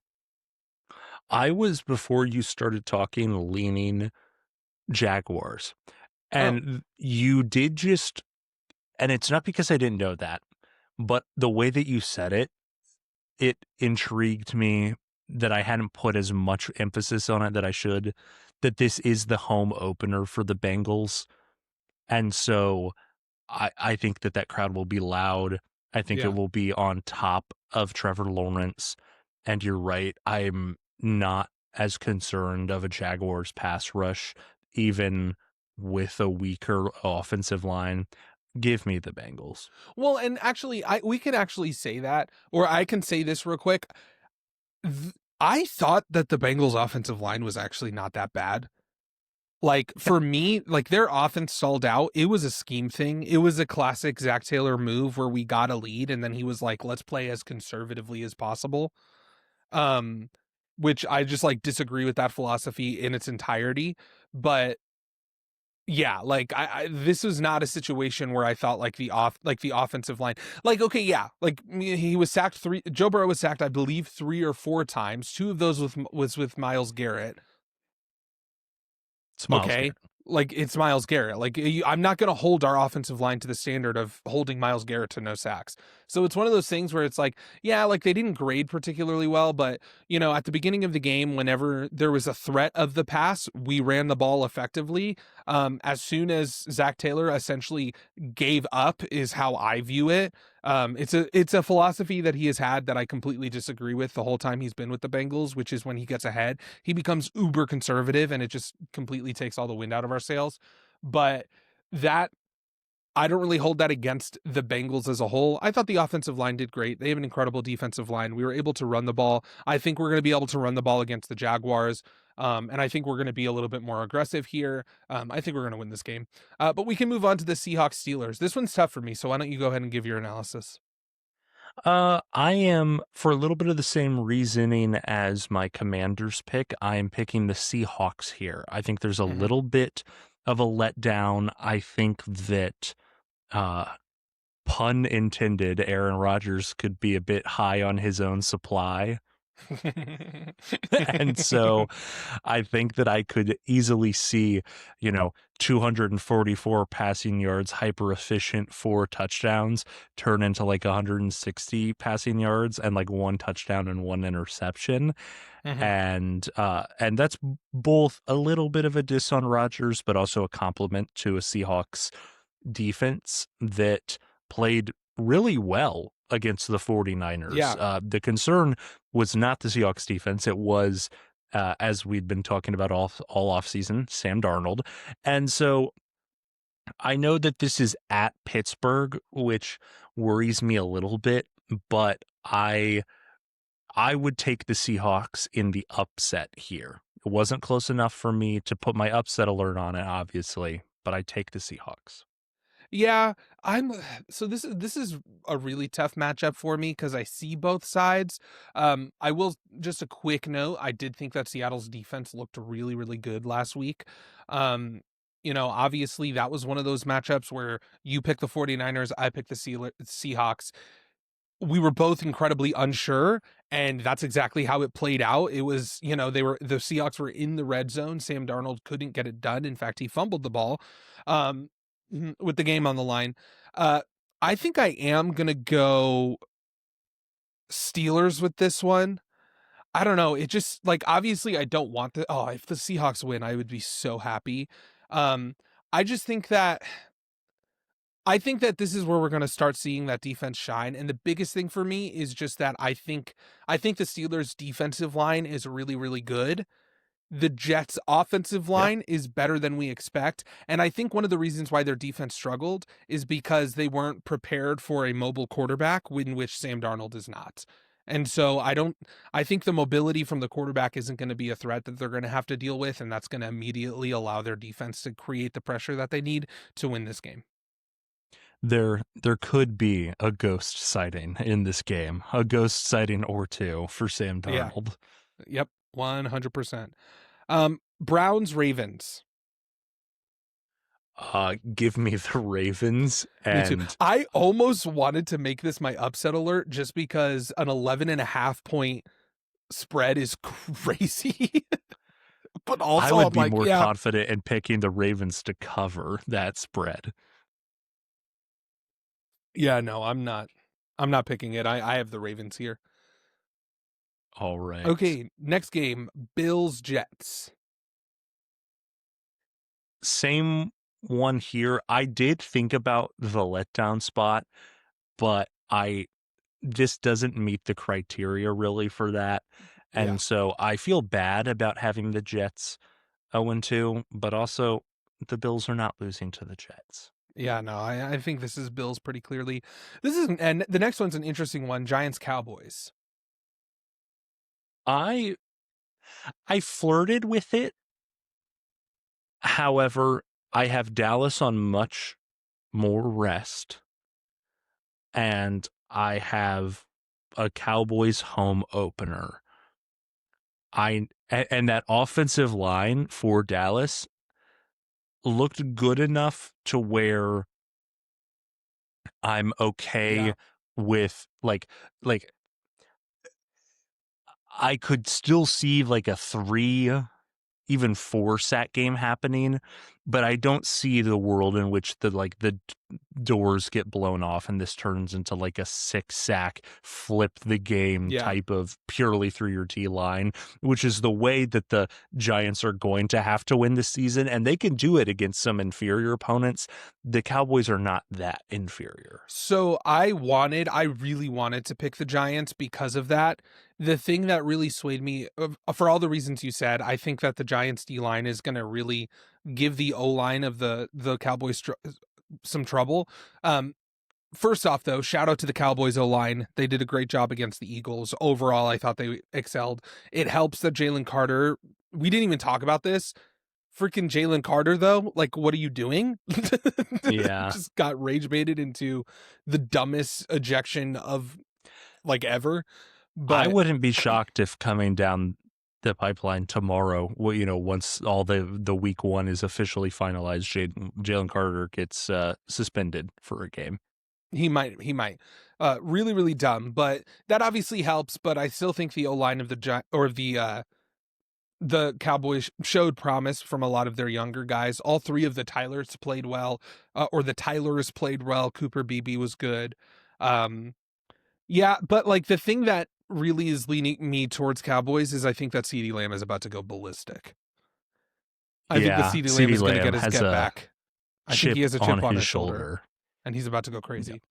Because he had a great game, but then, you know, those drops in the clutch completely changed everyone's perspective on that game. And so, yeah, Yep. I have the Cowboys. Next one. This is a team that I'm never going to pick to win. I have the 49ers beating the Saints. That is also an equally fair proposition. I might be in the same boat as you as well. Give me the 49ers. Yeah. Next, ooh, Battle of the Horses, which I forgot about this, but as I was watching the Broncos Titans game, one of the worst, most just lame things that I've ever heard happens. On third down, the Broncos announcer, like the PA will be like, it's a Broncos third down. And then they play a nay sound effect. It is the least intimidating thing I've ever, especially for such a dominant defense, to have to hear that. Like, just terrible. Just terrible. Broncos country. Let's Let's ride. ride. I have the Broncos in this one. I really wanted to pick the Colts, but I can't. The Yeah. Broncos I win this. This one actually might be pretty close. I think that, like, again, we're really going to see how this is going to be. I think that this is a good matchup for both teams because we're going to see exactly how the Colts secondary, if they can sustain the level of success that they did, but then also, like, this is a good test for that Broncos weaponry and that offense. But I just think that that defense is going to be so dominant. I'm Like, I pretty think confident. Like Danny I Dimes almost is kind of about to have go back the to reality. I have the opposite where even though it just barely didn't work out and really should have, uh whereas I thought that the Broncos would have a letdown against the Titans, I think that there's a world in which Bo Nix, then the pendulum swings way too far the other way, where Yeah, it's like, he throws for 250 yards and 3 touchdowns, and everyone's like, Bo Nix is here. And it's yeah, kind of a mirage, but Broncos win this. yeah. Okay, next game, Panthers Cardinals. I have the Cardinals. I think their offense is going to do well. Yeah, I think that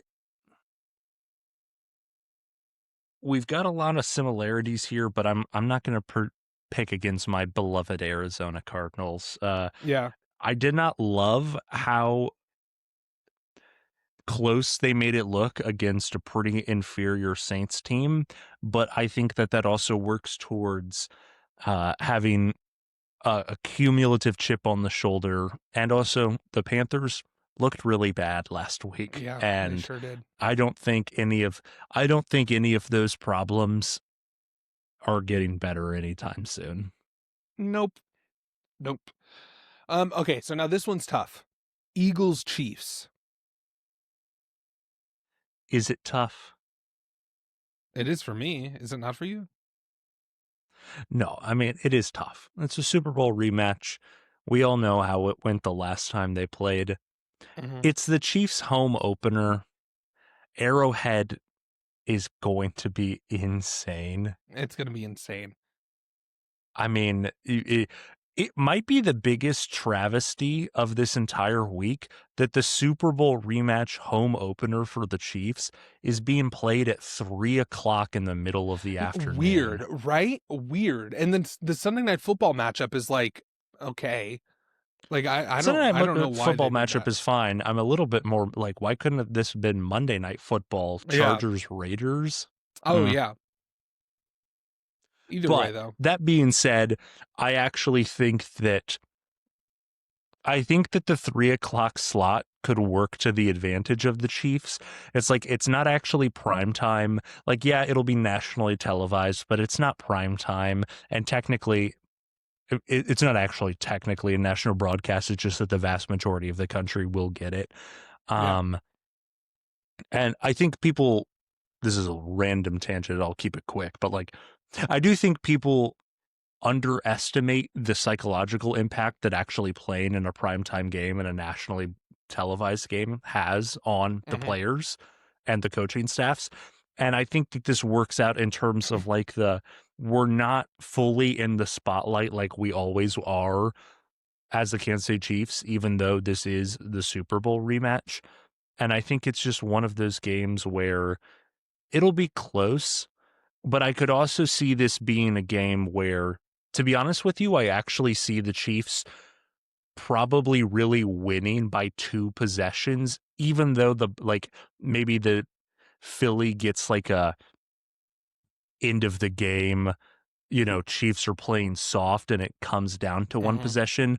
I think the Chiefs will actually look in control for most of this game. I think Patrick Hmm. Mahomes will have a vengeance, a fire, and Patrick Mahomes with a fire under him is a scary man. Yeah. I see, I struggle with this just because, and I don't know if I'm reading too far into it, but I'm going to trust my gut. I feel like the Chiefs looked kind of defeated last week. in week one, especially that defense. So I'm gonna pick the Eagles, I think. Um, Okay. it's not solid, but I am gonna go with the Eagles. The reason why is because it's not even really about analysis, but more again looking into the psychology. I think it's just gonna take one like give me win for the Chiefs to really get going, and then they're really gonna be kind of go on a stretch, if that makes sense. And so, like, It's fair. the next week they're playing the Giants. I think that they're gonna win that game. I think it's gonna be it'll probably be a close one, I think. Although I could see a world where the Eagles just kind of beat them up.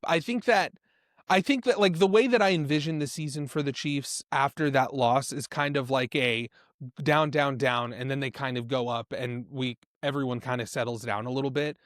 Um, but I yeah, I don't don't know. I Like don't again, necessarily I don't disrespect that idea of what the trajectory of the Chiefs season could look like. yeah, and it's I'm not also even like just a I'm also just not going to pick the Eagles to beat my Chiefs. yeah. I feel you there. I feel you there. Absolutely. But yeah, so I'm gonna go Eagles, but that doesn't change how I feel about the Chiefs at all, Okay, and neither fair. does Week One. All right, next Buccaneers Texans thoughts.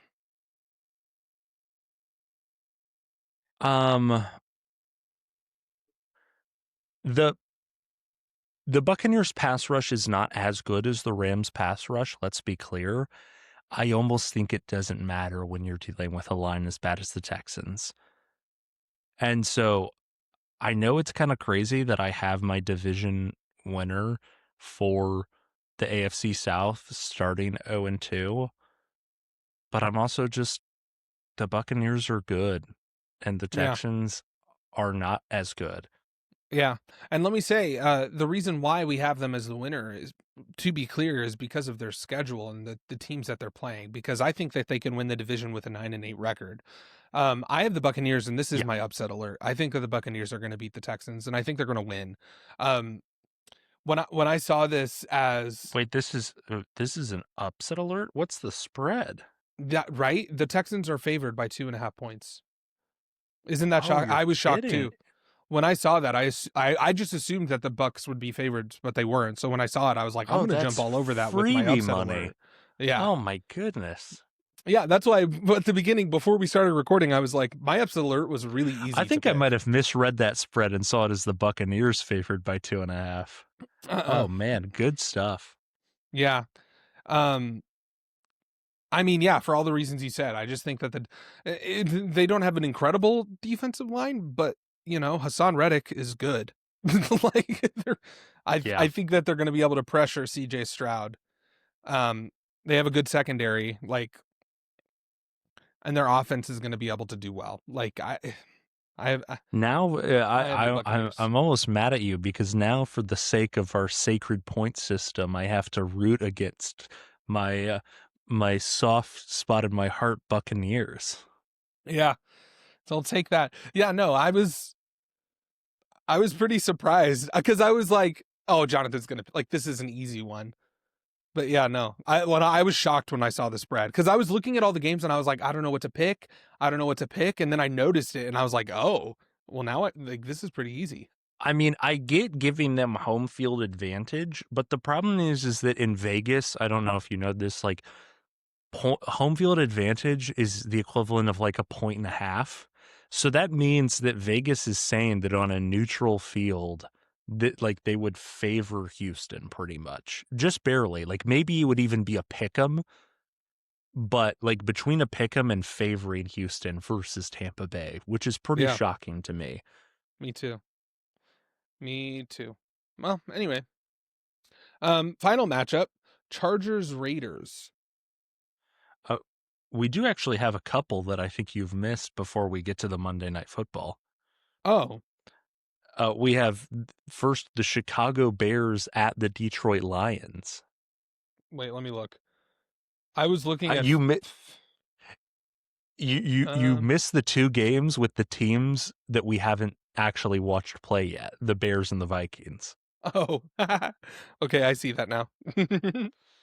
So the Chicago Bears at the Detroit Lions. Now, this is a bit odd because technically neither of us have watched the Chicago Bears play outside of the first couple True. drives of that game. But I I do think that the Detroit Lions bounce back and beat the Bears. Um, yeah, no, me too. I think so too. I could see like Aiden Hutchinson putting on a masterclass, right? Like, Yeah. yeah, I'm with you.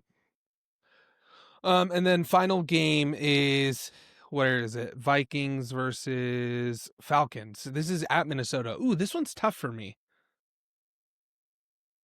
For This one's me, tough. I go Falcons pretty easily. Yeah, like it's just tough because like, obviously I'm high on the Vikings. The Falcons did look really good against the Bucks. It is a home game for the Vikings. The Falcons, just like from a roster perspective, have a lot. But you know what? This is me. I'm gonna go with the Vikings. I think that they have a good chance. It's at home. I think JJ McCarthy is going to find his rhythm, that they're going to be able to run the ball, that the pass rush isn't going to be as big of an issue, that O-line is going to be stout. Um, Justin Jefferson is going to have a game. I'm going with the Vikings. Okay. Now we arrive at our Monday night Yes. football matchup. The Los Angeles Chargers at Oh, which there's the two Las Monday night Vegas games. Raiders. Yes, yes, yes. It's the Monday night So doubleheader. I wasn't looking at the NFL's list. I was looking at FanDuel, and that's why they didn't have them all. Okay. Gotcha. Um, Chargers Raiders. I'm going Chargers. Man, I really flirted with the Raiders. Me And you too. know that's not because of a place of Chargers hate, because like for the sake of pick integrity, like I have selected the Chargers and think the Chargers are quite good this season.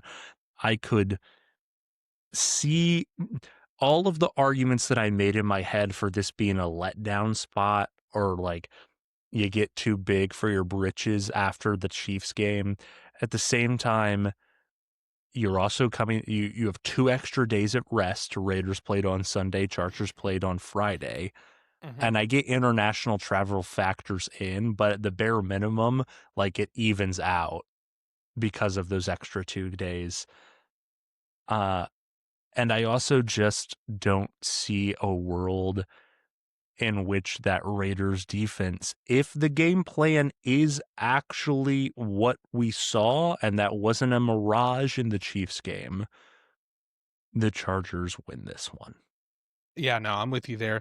I think that they're going to have an answer for the run game. Maybe Brock Bowers could just go crazy, right? Like I could see that. And the Raiders are able to put up points. Maybe their defense is scrappy, and you know, I like honestly, I do see a world where Greg Roman is like, okay, it's the Raiders now. Let's just run the ball, do what we do. I hope not. I hope we do see this. I hope we see this continued um maximization of Justin Herbert, but I could see a world where against the Raiders they decide to go away from that, but I still have the Chargers. Even in that world, I think the Chargers would win. Yeah. Well, that is our week 2 predictions. I'm going 16 for 16. I just know that for a fact. No, look at the scoreboard, bud. Look at the scoreboard.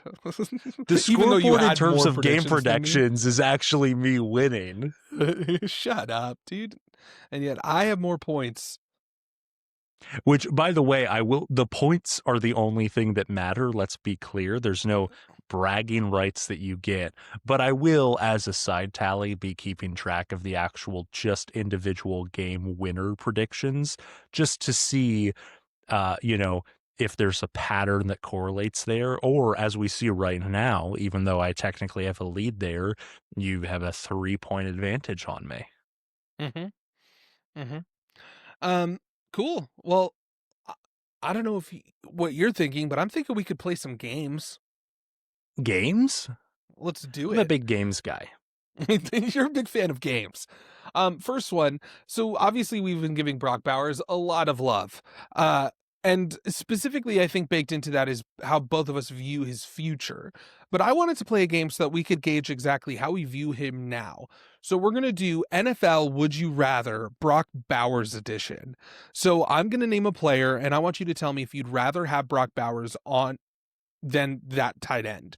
And again, we're looking at this right now, currently as they stand, not in the future. So first up, we got Sam Laporta. Brock Bowers. Yeah, I think that this is pretty simple. Laporta is great. I think that he definitely has the advantage when it comes to his blocking, but in terms of just a pure pass catcher and route runner, I think Brock Bowers clearly I has the also need advantage. to see a tight end who's existed entirely in his best moments in a Ben Johnson scheme to succeed outside of a Ben Johnson scheme. Yeah. Okay, next is Travis Kelsey. I mean, I would take Brock Bowers right now. Yeah. Again, this is Shout no out to shade my to to my to my prince, my king, yes. my goat, the Brock Bowers.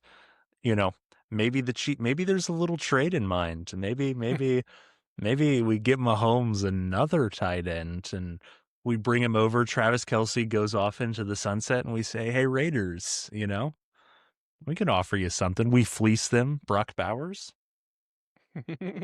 could go crazy. Next we got George Kittle.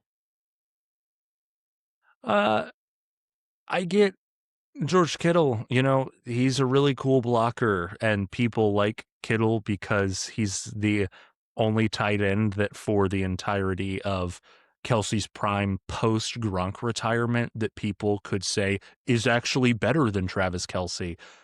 No. Uh, Brock Bowers, both at this point right now, obviously I would take. And even like if we could go back in time and put this Yeah. Brock Bowers right now against like prime Kittle 3 years ago, I'd still probably take Brock Bowers. Yeah, I think I might be right there with you. Final guy we got is Trey McBride. This is really tough It is. because I have deep love for Trey McBride as I've been on him since the beginning, since the draft. When he was drafted, I have believed in him, and he's almost unfortunately going to be overshadowed by Brock Bowers in his career. But I'm hoping that this is like whatever the tight end version of a Manning versus Brady can be. Like, not in terms of winning, obviously, it's hard to make that comparison, but I'm hoping that this is, I would still probably take Brock Bowers, but I think for the next 2-3 years, this could easily be a tight end 1A, tight end 1B scenario. Yeah, I'm right there with you. I think that I would take Brock Bowers right now, but Trey McBride needs to be talked about. He's an incredible tight end. Yeah. I mean, can we talk about I mean, Brock Bowers, whether it's this year or some point in the future, might be the only chance that the tight end position ever has to win Offensive Player of the Year. I mean, I But predicted like it last week. Yeah, it's on the table. it is.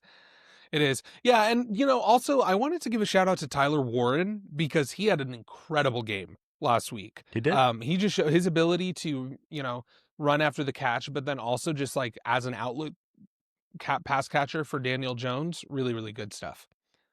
Shout out to Tyler Warren. All right, Shout final out. game.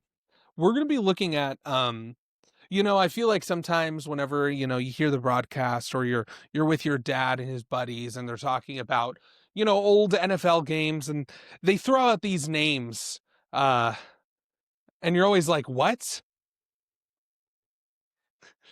I wanted to talk about those names, right? Some of those crazy old time names, and we're going to be ranking it based off, or we're going to be rating them based off, um, you know, something more modern, aura. So rate these old NFL names based on aura. First up, we got Okay. Chet Lagod, and we're going to be rating these out of on a scale of 1 to 10. So Chet Lagod. I don't know what's coming down the pipeline, but I think I just have to put that at a 9. Yeah, yeah. I mean, if your name has God in it and your first name is Chet, let me ask, is this a white man? No, well, this is like, I think Tony Gonzalez prays to him every night.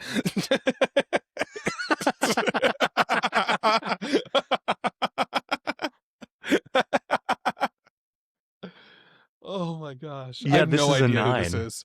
This is a 9, close to a 10. I mean, Chet Lagat, are you kidding me?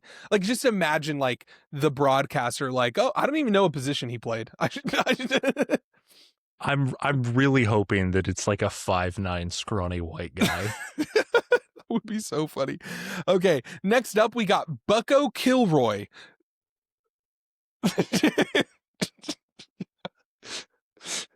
Ah, that's an This 8. reminds That's also it's great. good.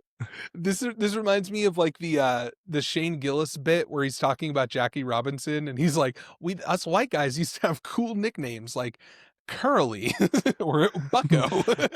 Here comes Bucky Kilroy. Fastest man Exactly. alive, they say. They He runs say. a 7-second 40-yard dash.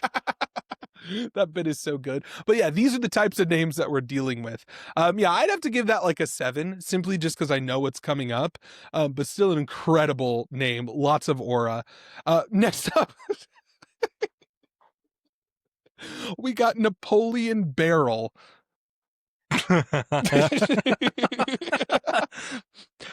That's a fantastic name. In terms of aura, that's like a 5. Yeah, that's just funny. It's It's not one of really the better names on this list. I couldn't use the attribute aura with the last name Barrel. Barrel. I'm right there with you. Alrighty. This one screams aura. Cadillac Williams. Ooh, ooh. That's what I'm saying. This is a 10, dude. Cadillac Williams? Are you kidding me? Incredible stuff. I'm gonna say 9, but that is great. I wish that there was like a better last name it was paired with, but Yeah, Cadillac goes so hard. Like it goes Cadillac crazy. is giving me like all 9 of the points. Yeah. Yeah, it's crazy. Which by the way, some of these are nicknames, but I like to think that some of them are just like their first names. No, that's fair. I'd be Cadillac Yeah. Williams. Next up is Boogie Basham. Boogie Basham. Boogie Basham. Basham is great. Yeah, Uh Boogie is just funny. Like that's just crazy. Boogie Basham. That's a 7. I mean, Yeah, I give it like a 6. yes, maybe even a 6 because I don't know how scared I am. Lined up across a guy named Boogie. Boogie. Yeah. Oh my gosh. Okay, the last two are heavy hitters. Literally, we got Dick Buttkiss. Dick This is Butkus a is a 10. 10. Dick Dick Butkus Butkus. will never be defeated. Imagine you're a running back and you the coach calls the play and you just look up and you see this massive man in this Bears uniform looking right at you and his name is Dick Butkus. Are you kidding me? R.I.P. I'd crap my R.I.P. pants. It'd be game over. I love Dick Butkus. Dude, me too. So incredible. Pause, I guess. No, I'm committing to it. I love Dick Butkus. No, Dick Butkus is in the in the NFL names Hall of Fame for sure. Yes. All right, we're ending with a great one. We got Night Train Lane. Night Train Lane. I mean, It's how can you incredible. top Night Train Lane? It's incredible. I mean, I know it's a nickname, but I don't Yeah, care. it is. 10. Yeah, I don't care. It's a 10, right? No, incredible stuff, incredible aura. But yeah, so we might have to do that again because I found so many funny names and Please like do. crazy I'm still names. thinking about what was the first one again? Chet Lagat. Chet Lagat. Oh man, that one's incredible. pure. It's good. It's good. That is aura distilled. It's like a fine wine. Oh wait, I don't care right now. We're keeping this in the podcast just so you could see my live reaction. I'm googling Chet Legod. Okay, I want to do it too.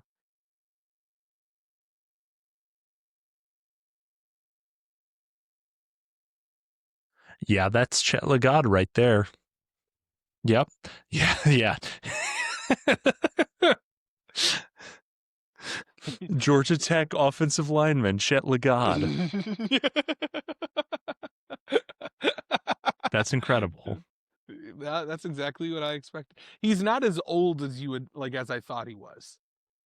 No, I mean this is a current uh offensive lineman. Or no, Is not he current. He really? no. In the late 2010s, offensive lineman Okay. for Chet the Legod. Georgia Tech Jackets. But shout out Chet Legod, probably Shout an out Chet insurance Legod, agent right now. friend of the show, Chet Legod. Friend of the show. You know what? Screw it. Go watch Chet Legod highlights. Go watch some Please. Chet. No, not actually. I'm sorry, Chet. You are a friend of the show. We cannot actually recommend No, this. but like, what if he has some crazy? Go go find Chet Legod's high school highlights. No, he has to have them. Oh my gosh, Huddle. Yes, it's Chet Legod's high school highlights. Wait. We're doing this. Skip ad. Share the screen right No. now. We are live Class of reacting. Share the screen. 2016. Share the screen right now, Adam. Wait. Yeah, he went. Wait, but this is in 2016. Oh, yeah, so that would make sense. Okay, I'm. Yeah. Share screen. Huddle. Share. Do you see it? No freaking way. It's loading for It, me. oh, this is him. Here he is, right here. Wait, it's still loading. Wait. Yes. Oh my Oh, gosh, look at him. yes. Chet, look here. There he is. Oh Oh, my gosh. dog. Oh, threw him on the ground.